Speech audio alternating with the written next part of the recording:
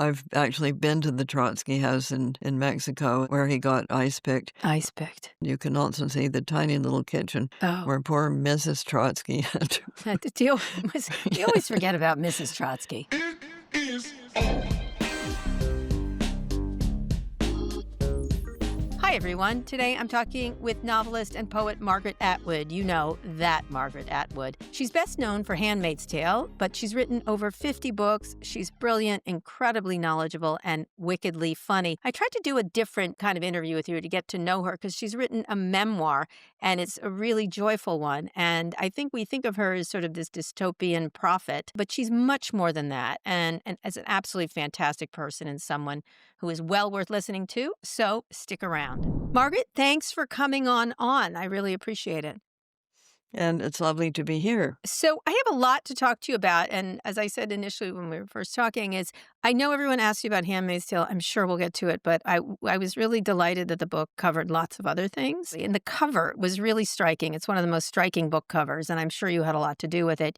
You're wearing a bright pink coat with this dramatic accordion-like collar. You also have a pair of matching pink gloves. I have to say my 6-year-old daughter was thrilled with it, by the way.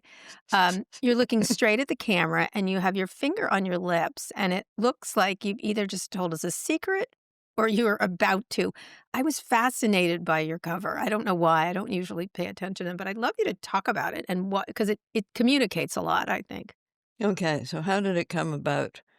So you know how these things go. There's a photographer, he brings a stylist, they have a lot of clothes that they want you to put on, and you say, I'd never wear that, I'd never wear that, I'd never wear that, I'd never wear that. Mm-hmm. So you put on the black clothing and do the serious author shot. Yeah. Yeah, like this. Yeah, like that. No, this. Hides the double chin. Mm-hmm. And so you do that, and then they say, well, just for fun, why don't you try on this big puffy thing that will make you look like a dandelion? And you say, oh, I would never wear that. And they say, just for fun, put it on. So you put that on, and you do look like a dandelion. And then they say, well, just try on this nice pink one with the collar that looks like a folio. Mm-hmm. Oh, I would never wear that. Well, just for fun, put it on. So you do, because you're weak-spined like me. Mm-hmm. And here's the matching gloves, so you put those on. And by this time, of course, you're a little groggy, and you start fooling around, and you go, hear no evil, see no evil, speak no evil. Uh-huh. So that is speak no evil that's on the front of the book. So you were weak-spined. No, So it's a I never... weak-spined effort. Yeah. You're not weak-spined. Well, yes, we can talk about that too. So that's how it came about. And the English, being always quite mischievous, put out a set of postcards with all three. Oh. And they also put out, in the advanced reading copies, they put some of them with hear no evil, some of them with see no evil, and some of them with speak no evil. Well, I think it communicates a lot. Even if you were weak-spined and didn't attend it to, and you were forced into that, it's a striking. It is striking, and everybody's very happy with it. And I don't have the outfit because where would I wear it? That's true. There's a lot of other choices you could have made. And I also like the idea of book of lives and a memoir of sorts, which is, I think, pretty much describes the book, which is that you contain multitudes. So let's talk about the contents of the book now instead of just the cover, because a book isn't just its cover in this case, slightly. You've written dozens of books, and this is your first memoir of sorts, as you said. You said one of the reasons you waited until you were in your 80s to write is because, quote, people died. But also that includes people you write about very lovingly, like your parents, and also your longtime partner and fellow author, Graham Gibson. Why do you feel like you needed the distance even from people you love to tell the story of your life? Well, I think you do, because it's the story of your life, not the story of their life, although their life has a lot to do with your life. In other words, if you didn't have parents, you wouldn't exist. So I did put in quite a lot about them, and they were quite exceptional. I have written about them before in various works of fiction, but this allowed me to put the thing that my father wrote when he was fairly old about how he became an entomologist, which is a real back of the backwoods to major university 20th century story, Mhm. part of which, of course, you're always part of your time and place. At that moment in time, they were looking for people like him. So today it wouldn't be so easy. No, not at all, not at all. But when you think about telling the story of your life, do you have to be older to tell it? Do you feel? Well, it's very hard to tell the story of your life, your pretty much entire life, because quite frankly, we know the plot by now, Mhm. Kara, Mhm. and we kind of know how it's going to end. Uh-huh. But when you're 20, you don't know that. Right. So it's all before you. Even when you're 30 and think you've just become an old person, you really don't know, as they say, and while reading novels, how it's going to turn out. Mhm. You don't know that. So memoirs written by younger people are usually center around an episode, an incident, a motif, uh, and they are circumscribed this many years. So, or this many months, quite Or sometimes. something, a drug addiction or Something so like that. Yeah. yeah. What would you say the motif of your book is then if you had to The motif, yeah. you never know.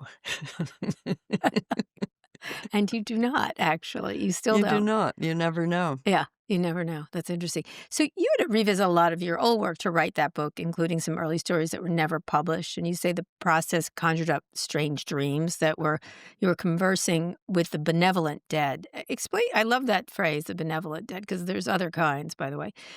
Explain what you mean by that, and also what was it like to revisit those stories and photos you put aside for decades.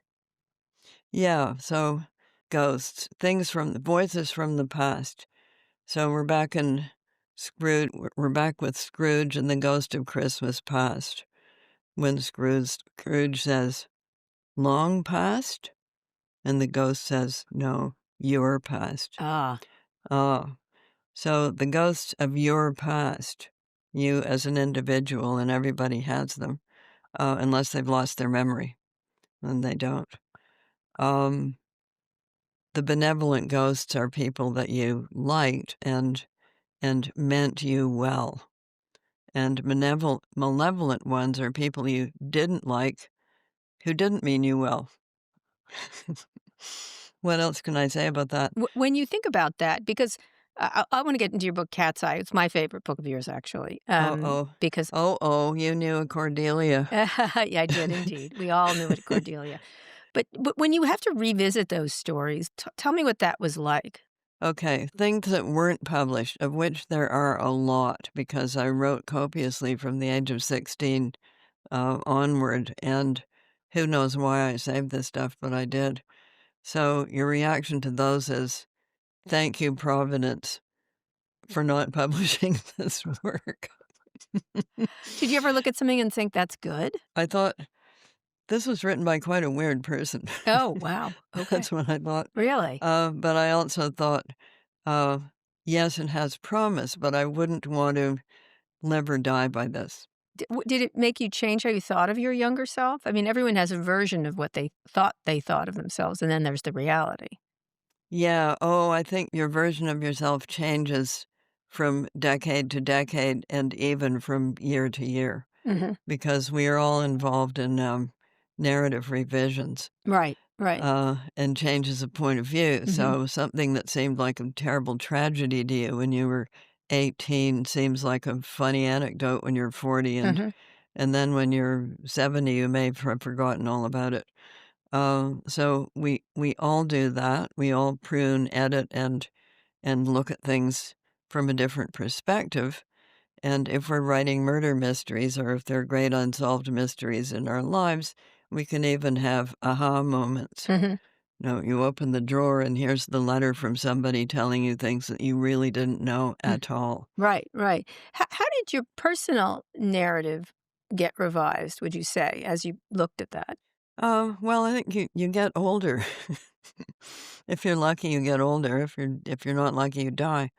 So as you get older, your perspective on your own actions, other people's actions, that changes. And I think you either become more forgiving and tolerant and understanding of things, or you become more set in your ways and curmudgeonly. Mhm. And since I knew some set in their ways and curmudgeonly people when I was younger, I try not to be that person, although I can feel sometimes traces of it creeping in. I see what they did and how they behaved with what I like to think is more perspective. Mhm. In doing it. So a lot of the early chapters are about your childhood and summers you spent in Canadian forests around Lake Superior. Your father, as you said, was an entomologist. He studied insects that caused forest infestations. And you describe your mother as a tomboy, kind of, I guess it's an old word, but you know what I mean? And how, Without a doubt. Well, tomboy doesn't necessarily mean gay. It no, just means not interested in frilly frocks. right. Well, that would be me, but also I'm And also gay, but that's a different story. But it's an old word. I wonder if there's a new word for that. But how do you think of but those that's how she described herself. herself? Well, that was Yeah, the so word of I'm the happy day. to stick with her vocabulary. That's fine by me. So, Yeah. how do you think those summers shaped your sense of self and what it meant as you got older? Okay, so we're not talking summers, we're talking 2/3 of the year. So from before the time the ice would go out in northern Quebec to the time when it would set in again. So insects do nothing in the winter. And anyway, we would have frozen to death because our house that my father built didn't have any insulation. It wasn't made as a winter residence. So how did all of that shape me? And we're talking about quite a few years. First of all, if there's a problem, figure it out. So don't just sit down and go boo-hoo. Mhm. Uh, if something breaks, fix it. And if you don't have the part, improvise. So never throw out a bendy piece of wire. Mhm. So, bendy pieces of wire is what you brought away Yeah. from that. Yes. Are Always you have a bendy. listening to me? Are you paying attention? Mhm. Collect those bendy pieces of wire now because you may need them. Right, right. Sort of MacGyver attitude. Yeah. When you, from an early age, you're also drawn, even in those settings. Obviously, it's a beautiful place. There's a lot of physicality to the world, being outdoors, but you were also drawn to writing and the more reflective arts. And you were 6 when you wrote your first book of poems called Rhyming Cats. At 16, you decided you wanted to be a poet, although you say in the book you're not sure why. Talk about sort of the development of you as a writer in this setting then that was so impactful to Okay. you. Okay. In this setting, there was nothing else to do when it was raining. Hmm. So you could you Rain. could Okay. read, you could draw, you could write. Hmm. That was it. So no movies, no um, Saturday morning programs for children, no um, not much radio. Sometimes we seem to have gotten the Soviet Union. I don't know why. Um, and no television. It didn't really come in anyway until the 50s. And what else was there none of? No theater, no school.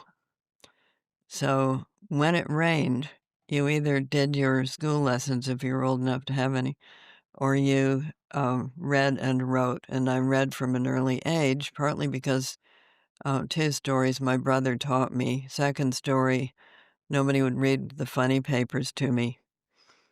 Do you know what the funny Oh, sure, papers I were? do. I'm old. You I'm old, Margaret. I know the funny papers. you know it.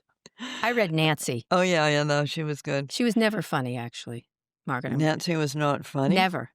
Go back and look at it. I would sit and wait and see if it would be funny. It was never funny. Hmm, Well, hmm. ironic perhaps. Well, Any she had adventures. she did. So you had nothing to do. So rain essentially is what you're saying. Rain is the When cause. it rained. Yeah, rain is the cause. No, I would say, nature abhors a vacuum. So vacuum is the cause. There wasn't anything else to do. So we're in a Bronte situation in which we had an imaginary universe or two, and we made up stories about that. And sometimes we wrote them down or made pictures about them.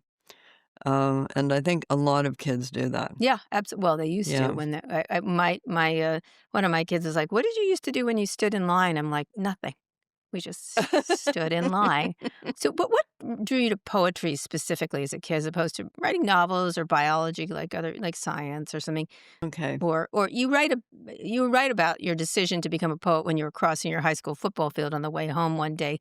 Do you remember the 4-line poem you said composed in I your head? do, but I'm not gonna tell it to you because it's not very good. Okay, all right. What else can I tell you about it? What made you decide to be a poet there with not a very Okay, good so poem, or why poetry yeah, first? you don't decide to be a poet. Mhm, Poetry says, "Come with me," and you either say yes or no. mhm.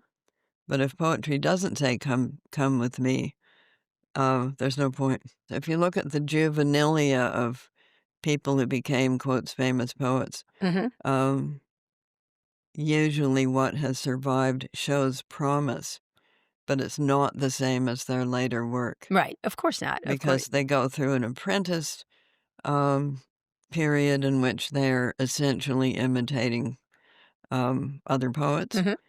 and things that they feel an affinity with. And, I do describe my period of writing a lot of garbage blowing around on the streets, uh, T.S. Eliot-esque, That was types your of inspiration, T.S. poems. Eliot? Oh, I had a lot of them, but, he was the one I imitated in university because, hey, he was the guy. He was the guy? Mine was Yeah. Louise Gluck. I love Louise Gluck. Yeah, but she hadn't No, appeared I know yet that. So, can you tell us what that poem was about, or was just the topics that interested you when you started? when I started. Mhm. Well, I did describe my rather bad poem about, in fact, I put it in, Mm. about the Hungarian Revolution. Mm, m'kay. You weren't born in 1956, no. I almost was born, but Well, it was very, cliffhanging at the time. yeah. Everybody got very excited about it, and then they got very despondent as it was crushed, Yes. Yeah. and a lot of people died, a lot were arrested, and a lot of them came to Canada. Oh, I didn't So I realize. knew a number of these and still know people who had gotten out at that time. Yeah. For me, it was Salvador. That was I read a lot of Carolyn Forche and then Gluck. Yeah, Yeah. well, Carolyn Forche is an old pal, and she told me about El Salvador as we were driving away from the Mount St. Helens volcanic eruption, Oh, away from Portland. wow. So the story of that was, I was supposed to go out and read poetry there with Carolyn Forche. This mountain blew up. Mhm. So I phoned them and said, is it still okay to come to Portland? Oh, yeah, yeah, yeah. The wind always blows in the other direction. Yeah. So we're doing the reading and we look out the window and it's snowing, but, but it isn't snow. It's Ash. volcanic ash. Yeah. So by the time we're finished the reading, you can't get out of Portland. So Oh, no planes, everybody's taken the last train, buses aren't running, nothing. So we feel quite trapped and we arm twist and browbeat somebody into driving us to Eugene, Oregon, which inland. is out of the Yeah. fall zone, and we hire a car. And we both have a plane that we're supposed to be catching from San Francisco, so we drive down the coast of California in the dark, and to keep stopping at Smitty's Pancake Houses, and to keep ourselves awake. This was back in the days when I could drive, no Uh-huh. longer with me. Um, we told each other stories of our lives. Oh my And god. one of the stories of the lives that she told me was El Salvador and what Uh-huh. was going on there. And I said, well, can you write about this? No, no, no, nobody will publish it. They're all too scared. I said, well, why don't you publish it in Canada? Oh my god. Why don't you break the story in Canada? Which she did. I can't for people who don't know, Karen Forsher wrote a beautiful book of poetry about El Salvador called The Country Between Us, I know. Yeah. and I can't believe you're the reason well, thank you, let me just I'm say. not the reason. Well I'm not the reason. I'm just the fix it person. it works for me. It's one of I'm my like the most important plumber. books I've ever read, actually. So especially the Colonel, of course, everyone knows the Colonel, but I like the entire book, actually. Um, so literary Carolyn, inspiration. I hope you're listening, Carolyn. So let's pivot to your career in some of these books. The duality is a theme that runs through a lot of your work, including this memoir. And you say every writer has at least two beings, the one who lives and the one who writes. But you say in your case there are more than two, as you said on the cover, a book of lives. That comes through with these two parts of your identity. There's the Peggy nature side, the nickname you earned as a teenage camp counselor. Then there's the author, Margaret Atwood side, who's maybe a little more serious, maybe not. So, how is Margaret the person distinctly different from Margaret the writer? Margaret the person? Yeah, Well, is there a Margaret the person? I don't know. No, we don't know. Right. Maybe there's just Peggy the person and Margaret the writer, Uh huh. oh, which would be very neat. Um, so people say, well, what's the connection? And I usually cite Dr. Jekyll and Mr. Hyde. Oh, So I'm the Dr. Jekyll person, and Margaret is the Mr. Hyde. well, explain that, please. I can't leave that there on the ground. You could. I could, but I'm not going to. I should have just picked it up and I'm asking you what Yeah, it is. I know you are. Okay, so Mr. Hyde, and we're not going to push this too far because Mr. Hyde is unequivocally evil. Right. But let us say that the writer side of people is usually somewhat more intense, Mm-hmm. and it's usually somewhat darker in its imaginations, Mm-hmm. in its imaginings, especially if you're writing in the 20th and 21st Mm-hmm. centuries when carefree social comedy is harder to write Right. than it was in, say, 1820. Mm-hmm. Yeah. Because those are the fun days. Yeah. Um, Well, no, it's that social classes were isolated and you could write about them as if nothing else existed. right. As things weren't linked to Yeah. each other. So you think the writer is darker than I would. It's what's something that's very interesting. I've seen you speak at a number of things. I never had the guts to come up and introduce myself, but your humor really comes through in your memoir in a way that I have seen you in public at speeches and various book readings. And you're very funny, which is something I was caught off guard by. I think many people are. I had someone sitting next to me and they were like, she's hysterical. Like, how dare she be? She wrote The Handmaid's Tale. How can she be Well, not The dire? Handmaid's Tale has a number of jokes in I it. agree. I agree. But when you think about yourself and your presentation, because you do carry around the seriousness part of it, right? And the darkness part as a public figure. Yeah. What can I say about that? Somebody said to me, "Why do you always write these gloomy dystopias and you're so pessimistic?" I said, I'm not really because I didn't kill them all off at the end. Hmm. You know, some people have. So when you So I think think about that, so that's the hopeful part. They're not all dead, they're correct? not all dead. Yeah, Hmm. they're not all dead. And as for The Handmaid's Tale, uh, we know by the historical note at the end that this regime did not last. Right, exactly. Which I think I actually tend to argue when people are talking about your books that yeah, they're actually quite hopeful because they're about the fight, and the existence of a fight that continues Yeah, despite. yeah, there is always a resistance, and that can go either way. Hmm. Yeah. So for my characters, I write the year of their birth, and then all the years across the top, and I write the months down the side, Hmm. and that allows me to pinpoint what is going on in their lives at when they are a certain age. So we all are part of our own time and place, and I cannot escape the fact that I was born in 1939, 2 months after World War II began. Right. So the whole Hitler trajectory, the whole World War II trajectory was part of my growing up, Right. and so was the Stalin trajectory, which was somewhat different, but it too eventually fell apart. The question that always occurs when these things fall apart is what happens then? Hmm. What replaces it? Right. What becomes it? Yeah, Right. It's an which interesting is, idea because one of the things I have a relative, even though I sort of rail on tech and billionaires and things like that, everyone's like, you're rather hopeful. And I said, well, to me, all dictators end up dead in a hole. That's been my historical just yeah, observation. Uh, but so does everybody. right. But there's a dead in a hole, and then there's Yeah, there's a dead in a I hole, mean, and then killed there's by their people or strung oh, upside down or the well, Ceausescus or a lot of them, not Stalin, he died with his boots on. he did. I lived in Germany right after the wall fell. I covered stuff there, and it was really interesting. It was a What real part of were you in Berlin? I lived in Berlin, and the wall had just fallen, and I lived in Kreuzberg, which was, Yes. right next to Cheap the wall at the time. cheap at the time. Yeah, and it was still there, pieces of it. I mean, Yeah, it had been sure. broken down.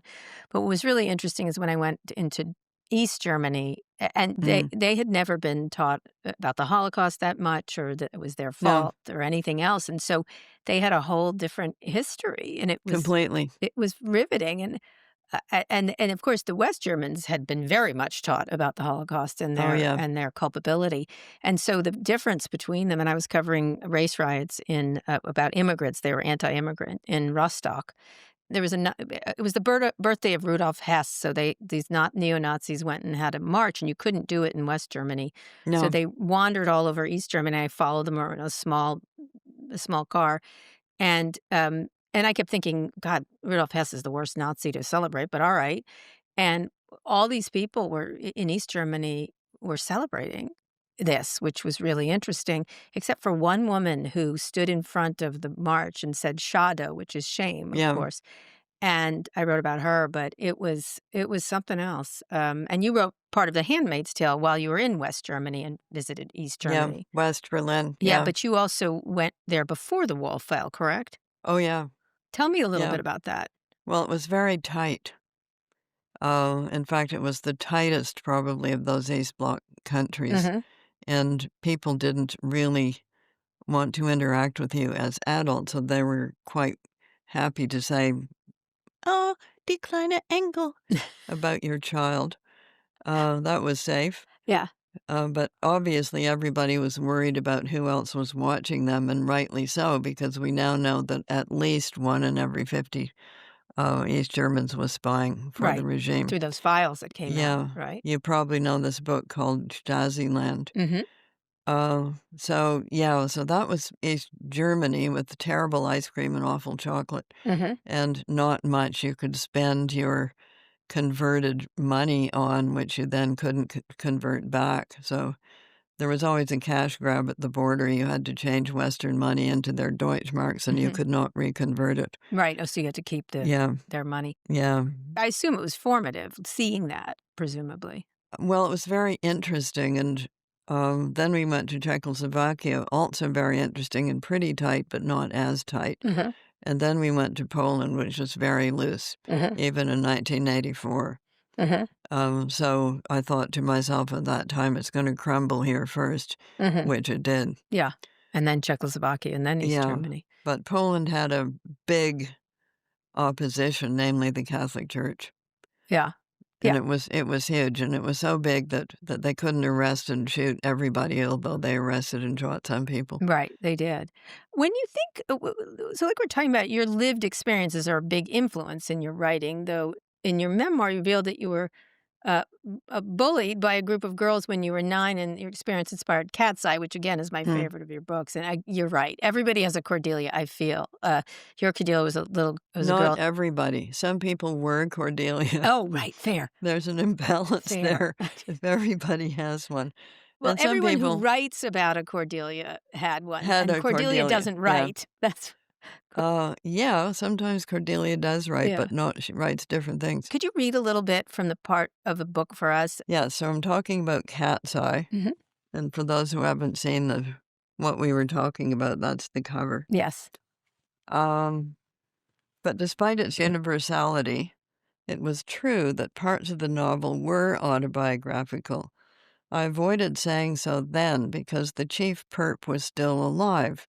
She'd become a teenage friend, and we'd kept in touch. But now, she and her immediate family are all dead. While writing the novel, I came to realize that she was a damaged person, that she was a lot unhappier than I'd ever been, and that she would be hurt if I identified her. Did she even remember what she had done to me? In some way, probably, though for her it had been a sort of game. For me, on the other hand, it had been serious. Anyone who thinks that females are perfect, that girls are nicer, that every sadistic thing girls and women do is the fault of the patriarchy has either forgotten a lot or never been a 9-year-old girl at school. The desire for power is a human constant, though the ways of demonstrating this desire change according to circumstances. Amazing. You're absolutely right. So your Cordelia was a girl named Sandra. How did that experience of being bullied play into your views? Because I think that's a very nuanced view of feminism, right? And your willingness to criticize some aspects of the movement. I Okay. find it to be factual. Like I was.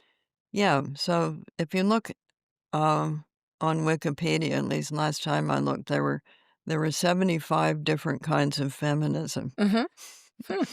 So when somebody says, "Are you a feminist?" I always say, "What kind did you have in mind?" Mm-hmm. Because there are many different kinds, and I saw in the 70s there are factions, sub-factions, differences of opinion, arguments. All of this stuff goes on while feminism is actually achieving some successes in the 70s. Mm-hmm. Um, the right to have your own credit card, Mm-hmm.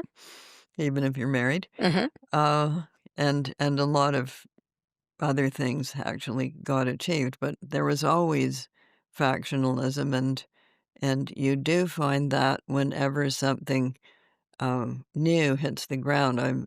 I'm quite interested at the moment in the Cromwellian Revolution in England in the 17th century. Hmm. So Because. I'm reading about it, and I did not realize it was so factional. Mm-hmm. It doesn't mean that the movement has no value. It doesn't mean that um, the people in it are not serious people or anything like that. It just seems to be something that happens at these moments in human history Mm-hmm.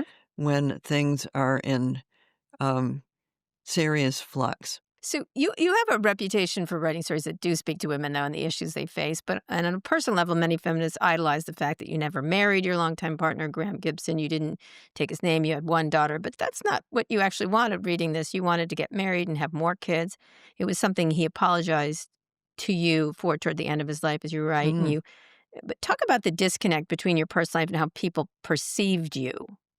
Well, you kind of get stuck with these things, which you can't contradict without sounding like a complete idiot, Mm-hmm. um, or just unbelievable. So the reason Graham didn't want to get married, which is quite funny from this perspective, from my age now, it's quite funny. He said he already had known 3 Mrs. Gibsons, and he didn't want to create another one. Mm-hmm. So his mother, his stepmother, and his ex-wife were Mm-hmm. all Mrs. Gibson. Um, don't you think that sounds quite strange? It does. It does. But wait, so you just don't correct people, like, in that regard? Well, I can correct them now because all those people are dead, Right, that's a fair point. but I couldn't correct them at the time Right. without causing real trouble with the stepmother and the Yeah, ex-wife, yeah, who were still alive yeah, and still, joined at the hip in some way with Graham's life yeah. because he had 2 sons. Mhm. Uh, so you can see the dilemma. Well, actually, it's not my decision not to get married, it's Graham's because he dislikes the other Mrs. Gibsons. That would not have added to Yeah, tranquility and general peace of mind. that's true, and what's good about this book, I have to say, there's definitely I like score settling myself, personally, but you do score settle with Gibson's ex-wife, as there is in any good memoir. One of your friends is quoted in one of the first pages as saying, "Don't piss her off or you'll live forever," which I love. But you also draw, but you do draw on history extensively to shape novels that are set in the future, like The Handmaid's Tale. Well, what else do you have to draw on? Right, Because you can't actually time travel to the future, much as we would like to believe you can. You cannot do it. right. But how do you marry the personal with the historical to write what you call speculative fiction, which is what you call it? Other people think you're some kind of clairvoyant or, look, she was right, etc. I know. Well, You have rejected that, correct? yeah, I reject the prophetess Mm-hmm. because, in fact, there isn't any one the future. Mm-hmm. There are lots of possibilities for the future. Mm-hmm. And then there are completely unexpected things that alter it a lot. So a volcano blows up. So the bubonic plague hits Europe. Mhm. Um, all of those things you could not necessarily have predicted. In fact, you couldn't have predicted them at all. Right, but you are And prescient. I then would say they prescient suddenly profit happen. probably is Yeah, too much. I mean, the rise of authoritarianism, the yeah, financial collapse, the pandemic.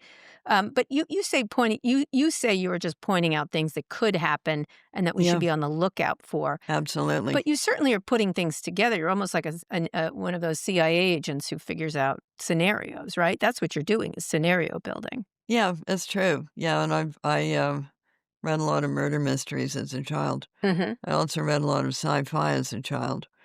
Um, so yeah, how will it work out? What is the what if scenario? What if? So, what if America were to become a totalitarian dictatorship? Hmm. What kind of totalitarian dictatorship would it be? And for that, of course, you always look at a country's past history, see what it has been. So, under the Tsar, Russia was an absolutist state with an extensive secret service and a gulag archipelago. Communist revolution happens, everything's going to be wonderful. These things always come in as utopias, you know that. Hmm. And then, bingo, it's a totalitarian regime with an even bigger secret service and Yeah. an even larger gulag archipelago. Yeah. You are talking about So, DNA or things going back to their no, shape. no, no, No? no, just patterns that people are used to Hmm. and that they tend to fall back into. So, the Aztecs, when they wanted to build a new pyramid, didn't knock down the old one. They built a new one on top of it, and that's what countries are always doing. So the old regime in China was an extensive bureaucracy, and so was Mao's once things got settled. But settle down so we don't sort of move Yeah. out of our shape is what you're saying. Well, we can move out of it temporarily, but we have a habit of falling back on a shape that we already know. Right, right, right. So, communist regime goes down in Russia, goodbye authoritarianism, it's all gonna be wonderful, in comes capitalism, hooray, hooray. You can get Kentucky Fried Chicken in Moscow, I'm not sure if that's true, but you can certainly get burgers. Mhm, And, then along comes you-know-who, Mr. Putin. mhm. And basically, he wants to restore a combination of the Tsar He does. and Stalin. Yeah, old Russia. Yeah. Well, old Russia, in his mind, obviously Stalinist Russia was pretty much the same as Tsarist Russia. Yes. So you change the flag, you change the statues, but really the structure is pretty similar. So are you essentially saying you're a good guesser based on historical Yeah, observation? that's what I'm saying. So we go back to the 17th century in America. The answer to our question, what kind of dictatorship would it be, would not be a communist dictatorship. Mhm. It would not be the French Republic during the Revolution. It wouldn't be anything like that. It would not build a cardboard mountain and have a festival to the divine being. Mhm. Although you'll notice on the American money, there is that eye in the Yeah. triangle. Yeah. I saw National Anyway, Treasure. I know all yeah, about yeah, that. yeah, yeah, Yeah, yeah. Yes, the Masons got in there pretty they solidly in the did. 18th century. Uh, you would have a group of elect elders running what is essentially um, a dictatorship. They got to say what people were going to do. Mhm. But you could not become one of those elect elders unless you'd had a personal conversation with God, according to whom I put in parentheses. So it's much less likely to be a one person dictatorship and much more likely to be uh, a top group of people like the commanders in the Handmaid's Mhm. Tale. Yeah, or say the Yeah. billionaires in front row Yeah. at the Like, inauguration. yeah, like that. Mhm. Um, I'm not sure who's actually running the American government at this time, and neither is anybody else. That is correct. That is correct. One of my favorite parts of American history is the chaotic nature of it, which is why it won't last. Let's move on to the current state of politics for a second. Every episode, we get a question from an outside expert. Yours comes from Massachusetts Democratic Senator Elizabeth Warren. So, Margaret, I am a big fan, and I wanted to ask you a question. In The Handmaid's Tale, one of the first things the government of Gilead does is strip women of their economic rights, from closing bank accounts to firing all female employees. That's the canary in the coal mine before Gilead rips away the rest of their rights. So, flash forward to now. Women have lost a disproportionate number of jobs since Donald Trump took office. Women, small business owners, are feeling the strain of Trump's chaotic tariffs and skyrocketing costs more acutely. In short, women are bearing the brunt of an economy that's flattening just about everyone. So people have called you prescient. How do you view this moment? Okay, the women moment. Well, all dictatorships do this. I can't think of one that has not. Sometimes they have nice slogans at the beginning, women hold up half the sky, etc. But it doesn't usually play out. It sometimes plays out that a select group of women get fairly high-profile positions, and you can see that in the Trump government. There are a number of cabinet people, and certainly the White House spokesperson. They're all women. But that doesn't translate any more than it did with duchesses into the lives of ordinary women. And they do seem to be, I mean, even the Soviet, early Soviet state in which it was supposed to have all of these improvements resulted in total chaos for women. They had no security. Yeah, so I have an even more sinister view. I don't think it's confined to women. I think that the powers that be in the United States have decided that there's too many poor people. So all of the changes that they are making in food security and in health care, and particularly in not providing medical care to pregnant women, may run into difficulties. The end result is going to be people dying. So I think it's a plan to get rid of poor people. Does that sound too No, I think you're absolutely. I think severe? they hate them. I think they hate them. And of Well, course, there they get them other to vote for them too. I just interviewed Beth Macy, who wrote Dope Stick. It's a new book about her small town, and that's exactly what's happening to them, and yet they voted for Trump, which was interesting. well, he gives the appearance of standing up for the common person. But it's only an appearance, as I'm sure they're going to discover all I think they kind too of soon. have But discovered it. I mean, one of the things yeah, you said is if you were an American, you'd be worrying a lot about my country right now, and that we should pay attention to the patterns of power grabs, infighting, and disintegration of the rule or law. What are the things you think people should look out for? And these, what alarm bells do you see? And I think you are actually a hopeful person. What is the antidote to that in the history you've seen of the United States? oh, you mean how are you going to get out of it? Yeah. We opened our last podcast event in Toronto. We sold out immediately, and we apologized to the entire country of Canada on behalf of all Americans except for the Trump people. But I don't think you have to apologize on behalf of all Americans some, because half of Americans yeah, I know, but we felt bad, so we just said, Yeah, well, thank you, but don't apologize for things you didn't do. right, that's true. Yeah, how are you going to get out of it? Well, I think you will get out of it, but there's going to be an awful lot of repair work. And will it go back to the way it was before? No, because things never do. They don't go back to exactly the way they were before, which is why it was always a pipe dream, make America great again. Just exactly what period of history were you thinking of? Um, so I think what you really have to pay attention to is voter fraud and gerrymandering. What they're going to try next in order to maintain control of the government. But I think it's also not out of the question that there will be a rebellion from within the ranks of, for instance, the army. That there will be resistance, and I think there's already a certain amount of resistance going on.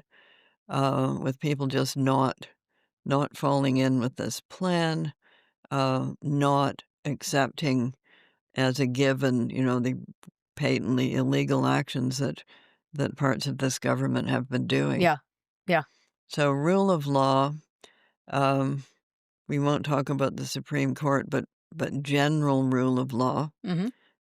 judges who actually know the law, Which they've been very strong here. a lot of them have been very strong.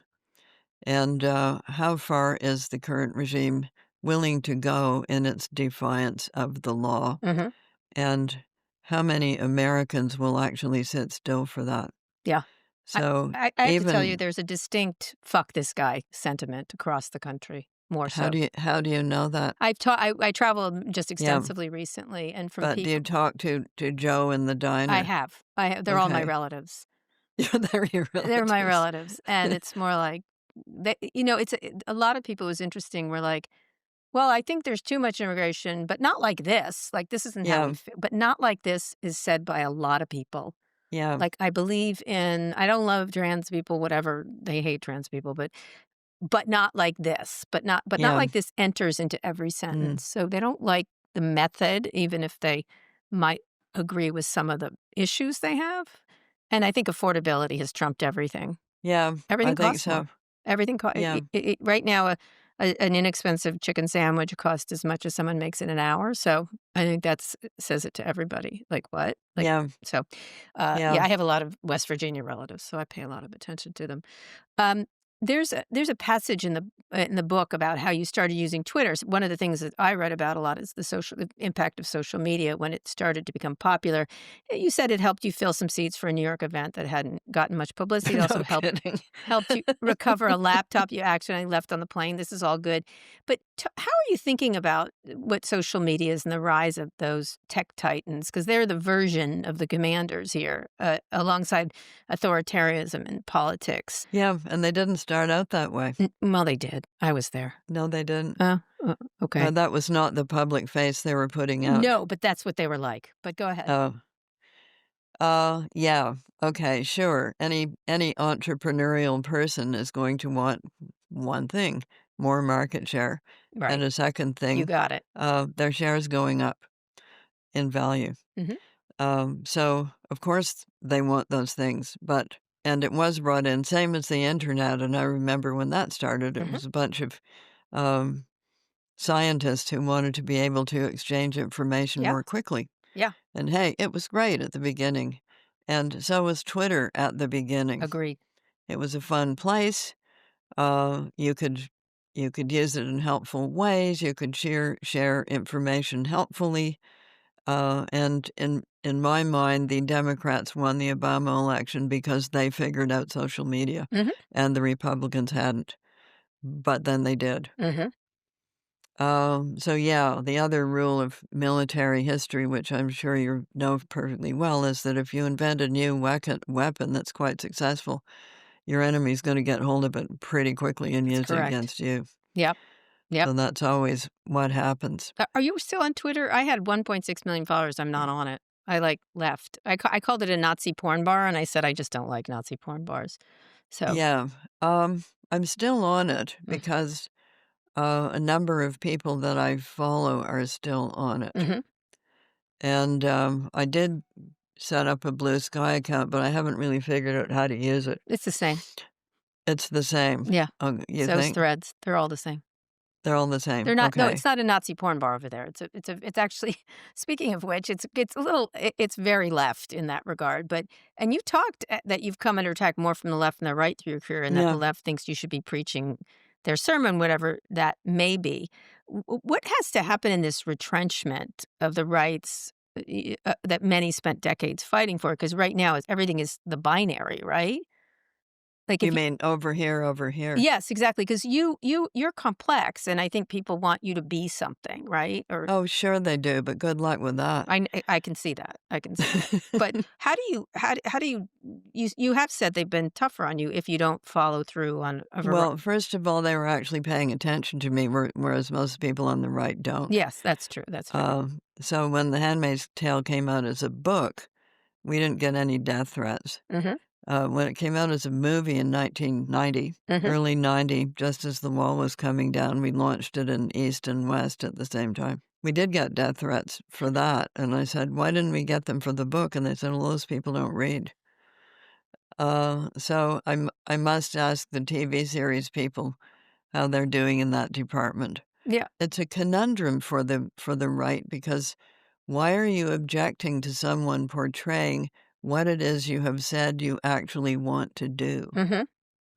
And the answer when you say that to them? Well, I never got a chance to say that to them directly, um, but that's their conundrum. Mhm. So, and also the religious part. Mhm. Some people think it's an anti-religious book. Mm-mm. It isn't. It's about the misuse of religion, Mhm. um, in these power grabs, and that has happened a lot in history. Especially in the US, actually. A lot, Yeah. yeah. So it has the banner of religion, but it's not Christianity, as anybody who actually reads the New Testament Right. would understand it. I think a lot about Father Coughlin and a lot of our history, a lot of those. Yeah, It was we all, had we had sort of. people like that in the 30s in Canada. Mhm. So I'm just curious when you're on the left side, which I assume you're progressive. I wouldn't even be able to describe you, but I don't use the word progressive because I don't believe in inevitable progress. oh, okay.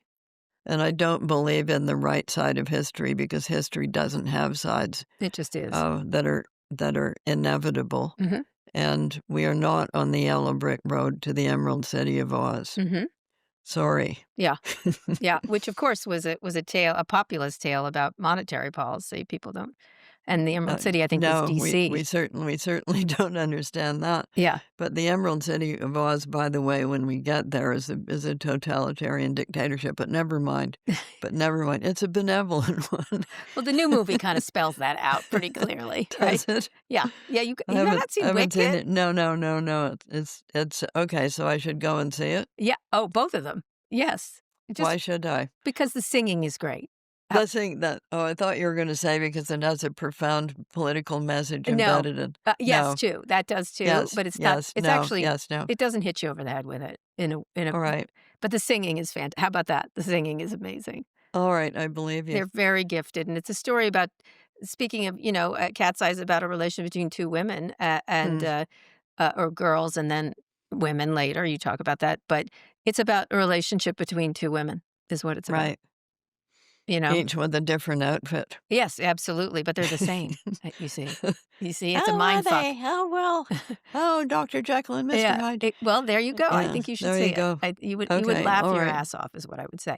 Anyway, I wanna end by returning to your memoir and talking about you. Toward the end of the book, you mention in passing you've been doing some Swedish death cleansing lately. This is a practice for people who don't know where you get rid of a lot of your belongings so your children don't have to deal with them, which is I think is a very kind thing to do. It made me wonder if this memoir is also part of that process for you, and if so, what do you feel like you've gained from the experience of writing it? Well, I had a lot of fun. Yeah. Does that count as No. gained? That's absolutely. It's lightening your load, right? Yeah. So I don't get too profound about my deep inner self. You may have noticed Mhm. that. I Yeah. appreciate So, it. I'm the same way, but go ahead. I'm a Tom yeah. Stoppard So, girl. You leave everything behind on the journey, but go ahead. He just died. yeah. R.I.P. Um, what have I gained? What have I gained? I don't know. I don't think in terms of that, Okay. gaining things. For me, I think more in terms of um, have I done the best that I could by the book? No, that's what you want. As a writer, that's what you want Uh-huh. to be concentrating on is your relationship with the book. The book then has a relationship with readers which you can't control and can't anticipate. Right. It's completely out of your control. So you do the best you can with the book. You have a very intense relationship with it while you're writing it. And then you have a very intense relationship with the 3 editors, one from each of the English markets, the States, Canada, the UK, all of whom have different views about what you should put in. Mhm. Um, And then when it's done, it's out there. It's out. It's gone. Yeah, so what you have gained is the experience of writing it, I suppose you could Mhm. say that. Do you then in your real life, what have you Swedish death cleaned recently? What have I Swedish death cleaned? It's a verb now. Is it? I just made it one. All right, thank you. Uh, Mostly they're paper objects. Mhm. So if you don't want somebody doing your thesis on this, throw it out. So out it goes. I like the idea of just destroying it. Like Yeah, it's goodbye it. No one need know. yeah. Yeah, so I'm getting around to I always put my novel papers and my I hate to say, okay, my writing stuff. Mhm. I put it into the Fisher Library at the University of Toronto. So why do I do that? It would just pile up, Mhm. would it not? And they will take care of it. And if you need to retrieve something, they can lay their finger on it Yeah. like right away. Yeah. And 100 years from now, some lady will be pawing through it. Maybe, but I might be pawing through it myself for some peculiar reason. Right. For going forward. Yeah. So finding things in my own house is Is that just first poem in there? not yet, but it will be. Oh, good. Oh, you're not destroying it. Oh, wow. Good. So you're still writing a lot, and you're still traveling. You were recently in the Arctic Circle for a 2-week trip. You're getting 10,000 steps a day. Your follow up to The Handmaid's Tale and The Testaments is being turned into another series. I know you hate being asked what's next, so I'll ask instead. What is inspiring you right now, and what are you watching or reading? And obviously not Wicked, but go ahead.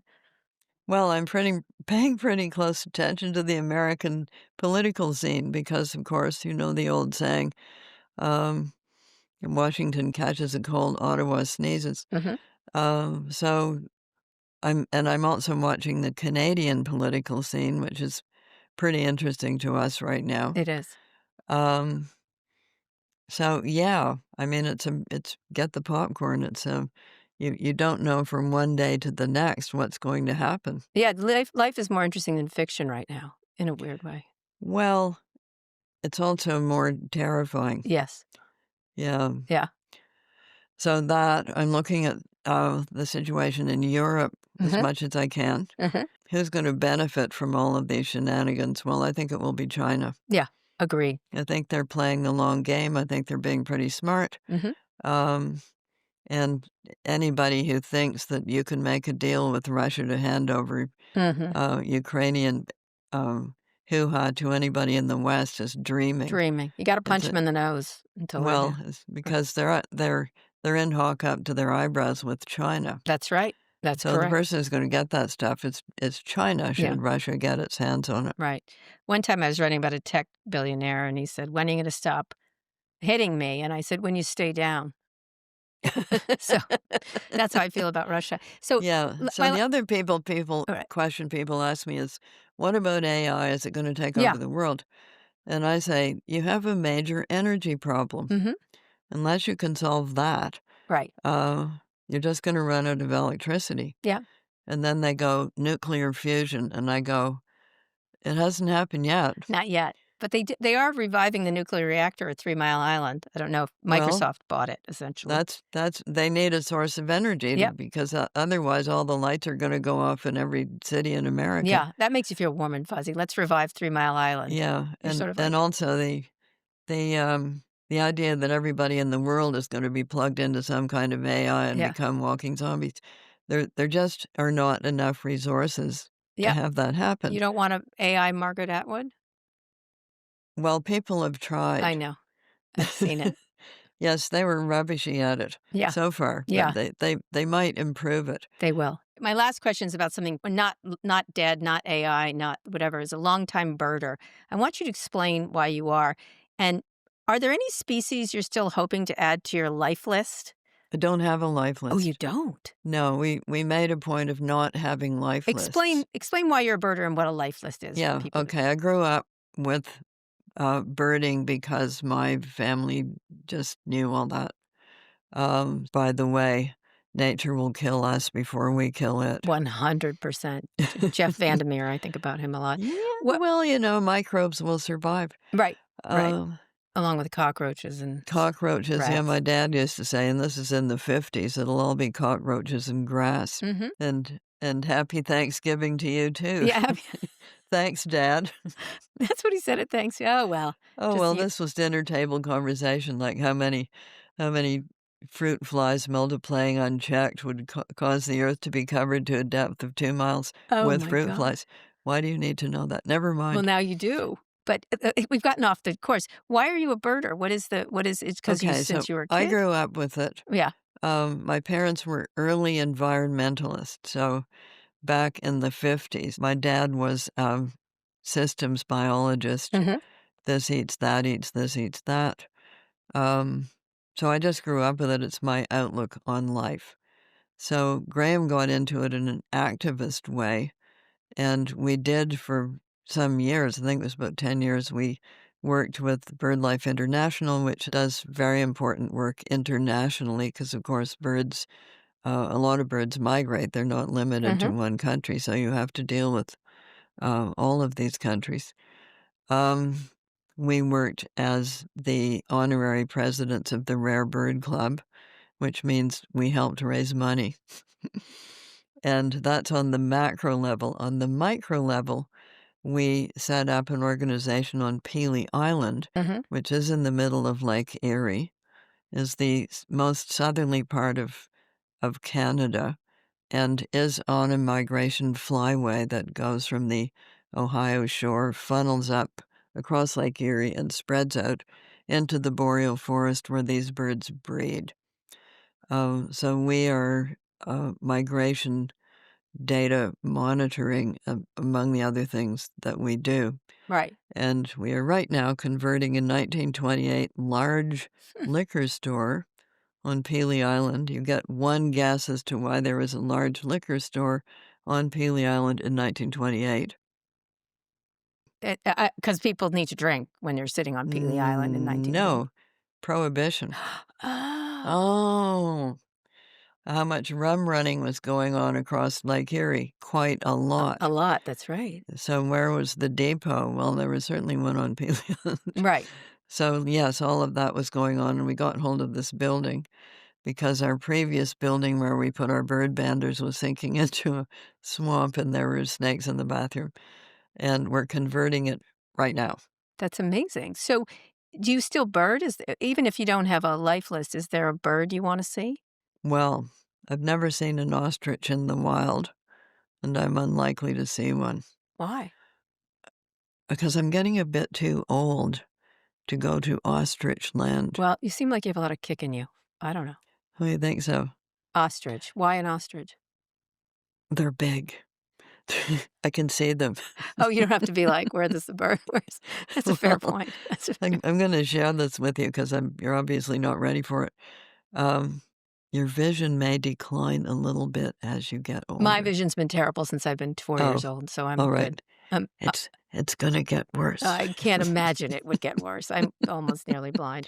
But I You're get it, I get it. I get the age thing. you're As I gonna told you, get biology is cataracts. undefeated. But you are not Margaret Atwood, I'm sorry to tell you. You're still kicking. I really love this book. I thought it was joyful, which is really a nice thing. And I've recommended it to a lot of people, and they're like, "Isn't Margaret Atwood depressing?" I'm like, "No, she is not." You're Oh, thank you. I'm glad you're not well, so many other things are so much more depressing than me right now that I come across as actually quite bouncy. Yeah, you're bouncy. That's how I think of you. Anyway, I really appreciate it. What a delightful interview. The memoir is called Book of Lives. Margaret Atwood, thank you so much for your time. And thank you. Today's show was produced by Christian Castro-Russell, Kateri Yoakum, Michelle Eloy, Megan Burney, and Kaylin Lynch. Nishat Kurwa is Vox Media's executive producer of podcasts. Special thanks to Catherine Barner, and our theme music is by Trackademics. If you're already following the show, you're an honorary Canadian. If not, you're on Margaret's shit list. We'll be back on Thursday with more.